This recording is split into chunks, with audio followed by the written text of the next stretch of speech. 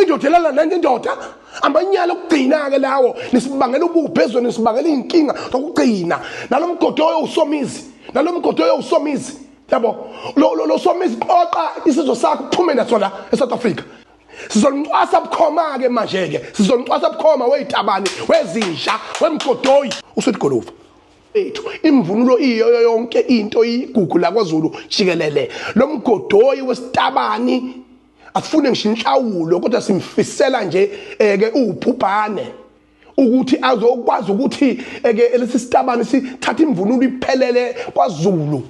inja nje lento edeserve ukuboshwa udeserve ukuboshwa ngoba phela sekwayizwe eliboshwayo noma kuthiwe ukuxoxa naye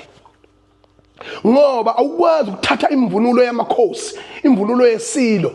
noma kuthiwa namalini iphelele yonke injoba injalo especially thina ke kwaZulu angazikele kwaXhosa nasemampondweni ngoba ngibone nomnye sitabani lesesinye sifaka imvunulo lamampondo namaXhosa angazike mhlawumbe noma lo into abayijwayele nabo sebamukela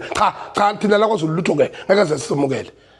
boyilwela nabo ukuthi ke ukuthi ke bakubona ukuthi ku wrong kodwa lakithi 100% wrong akungingizwa akucatshangwa sesithule kwanele manje hambani nekulumeni wena nikhompozele yena imvunulo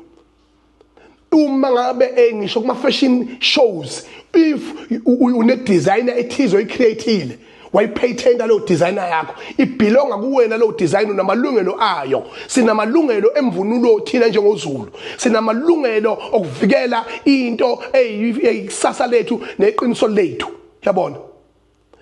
nanjengoShembe njengoba uShembe khona nje ngeke ayivumele ukuthi kutholakale umNazaretha umuntu evunule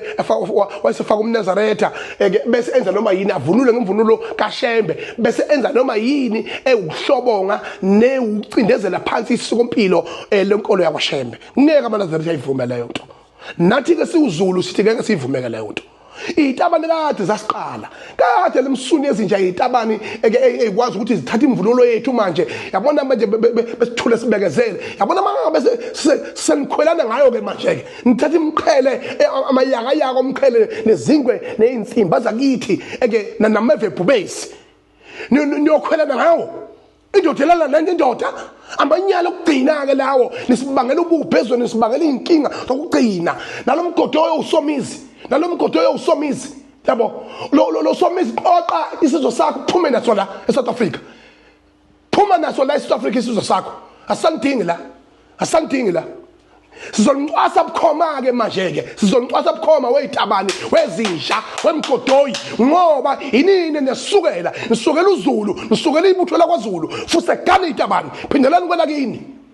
uSomizi oqibutho la kuhlangana leceleni futhi wena Somizi ngwenyanya kabi ngoba wena sifika thina la sibanjwe inkunzi siZulu ngaze ngayisho mina ngathi mina umadoda sengamabhinqa sabanjwe inkunzi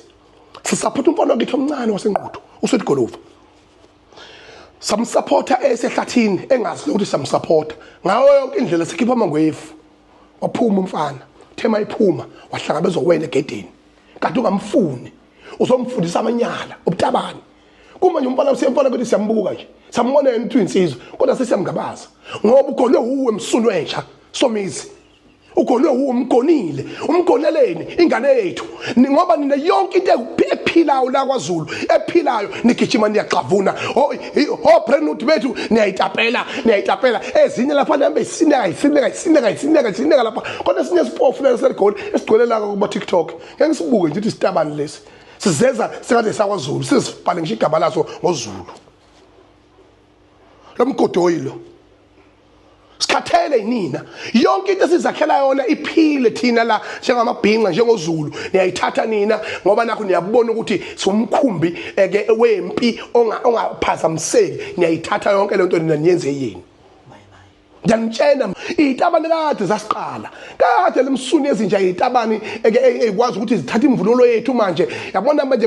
besithule sibekezele yabona manje nginibingelele ningizimu Afrika nina benkashana kamezi yaphuza umlaza ngameva ungizwe umlando komculo into basemdabola ngasamqoma ngoba simthanda imvumavumane mfuni kule semelika ngoba ngishopha amavumile njengamanje ke sivala inyanga yamagugu inyanga ke ebizwa kuthiwa iHeritage Month njengoba ke sikhuluma ke ngodaba olubaluleke kakhulu ukuthi silungise inyanga lena ke eyahlonzwa ngo1994 ukuba ibe inyanga ke yako wonke umuntu ebizwa kuthiwa i-Heritage Day la kwakhotha khona ilembe ntomalembe ngokukhalipha 1828 September 24. Emveni kwalokho ke umgubho welembe wabusuqhubeka iminyaka yonke waphinde wanqamuka ngekhathi einzima ke zama early 90s la uhulumeni ubandlululo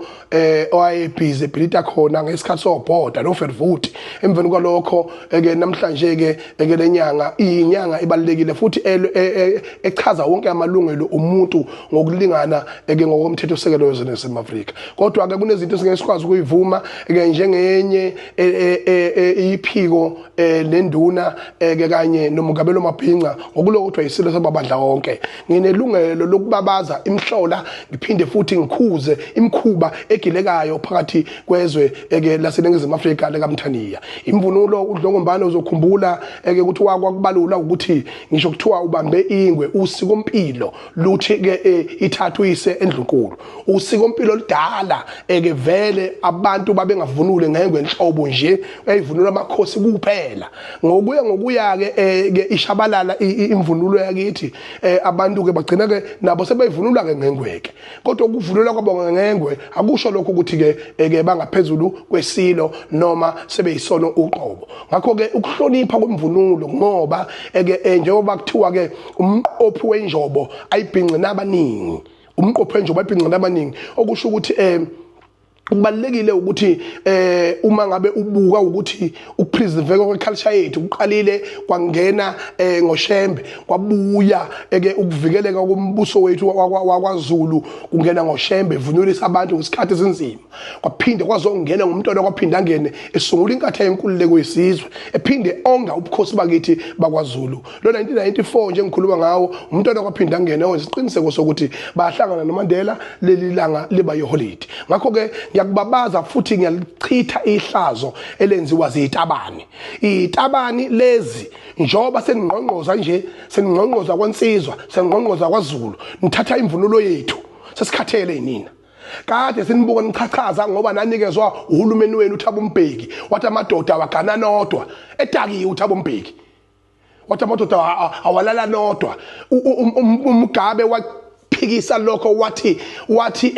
I cannot allow in my country a man sleeping with another man and a woman sleeping with another woman. Even dogs they don't do. Ayabona ngizwe emchunu ngilomnye umuntu shepe athi ngizwe mchunu ufika athuke